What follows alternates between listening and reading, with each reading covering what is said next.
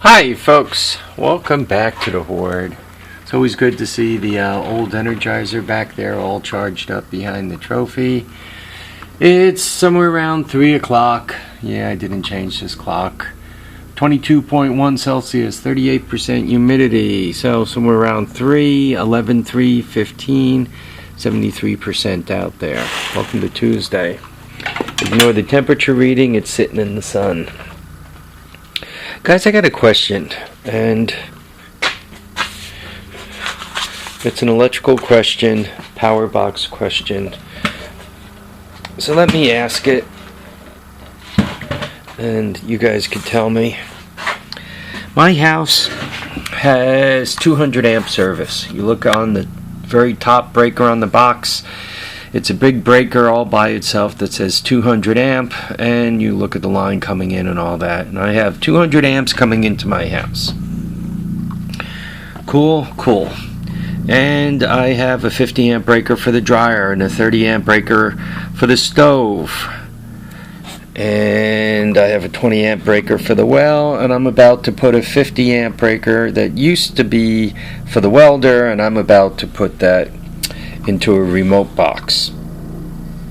Anyway, if you add all that up, I am consuming, or I can consume, just with 220 loads, right, 150 amps, 220 out of my 200 amp service, right? So now, what do I have left? I have 50 amps times 2 legs, which is like 100 amps, which would only be 5 20 amp breakers. I gotta tell you, I count breakers in my box. I got a hell of a lot more than 5 20 amp breakers.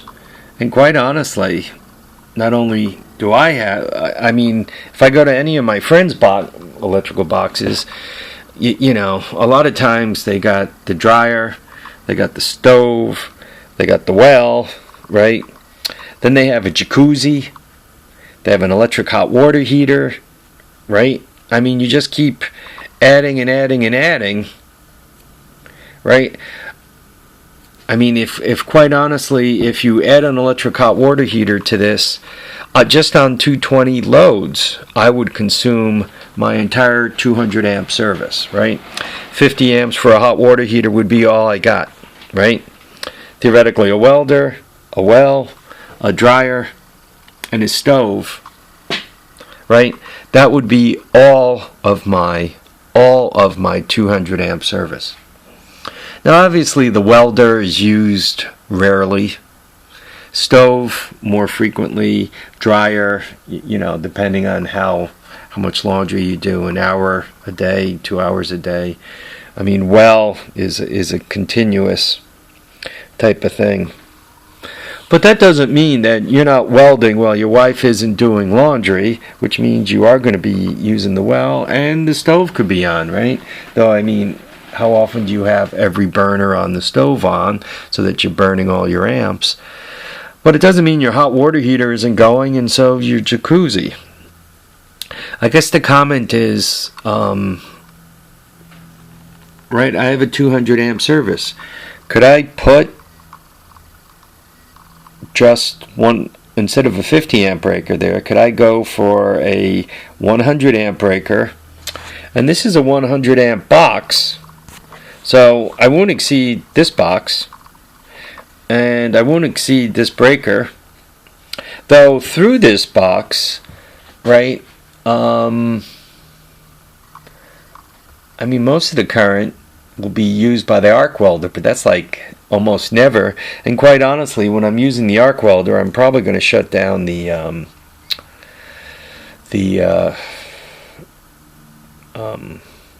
ductless heating system.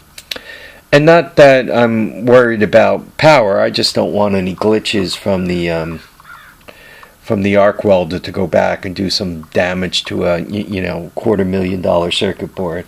I'm exaggerating the price of the circuit board, but once again, I don't want any glitches going out there and taking out hundreds of dollars worth of circuit boards. So I'll probably disconnect the and literally go pull there's a little isolation box where you can pull a power bar out of there. I'll probably literally completely isolate the heat pump, the ductless heat pump when I'm welding. But for could I turn that into a 100 amp breaker and then use the other slots in here? Generally speaking, I mean, my power usage, if I looked at the entire power usage for the house, and theoretically I can put one of those little gauge things I just showed you on there. What? I could probably put one of those gauge things and tell you, but generally speaking, I mean, how much power are you using all the time, right? The refrigerator runs at some point. The electric hot water heater clicks itself on and off. And then you know, is the computer on? Are the boxes for the cable TVs on? The cable TVs are on standby. It's not zero, but generally speaking, my standby load, I don't know, if I had to guess, I'm probably steady state, more or less burning 10 amps. Yeah, probably something like that. 5 amps per leg, you know, if I had to guess. I don't know. I could measure it, and I probably should measure it, right? It would be interesting. Anyway, guys, let me know, because if I'm exceeding anything, right? I mean, everybody's box is full of breakers, top to bottom, and most of them are 20 amp breakers, even without 220 loads, right? There's got to be 20 amp breakers in there. 20 by 20 is 400 divided by 2, right? You're going to do half on each leg. Still, you know, if all you have to do is go up to 21 and you've exceeded your box. So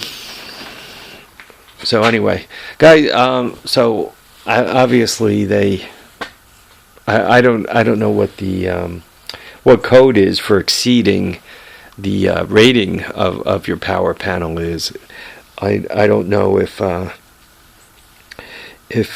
you're allowed to go, because of intermittent loads, to 150% of your incoming service, or if you're at a 110, 120, 150, 2x. I'm not sure what it is. Anyway, folks, I want to thank you all for watching and commenting and subscribing. Some of you guys, I have a buddy at work, Tim. I could ask this question, and he may know the answer, but I figured I'd ask it to you guys, because at some point, if you do the kind of stuff we do, you're going to exceed the power rating of your electrical box.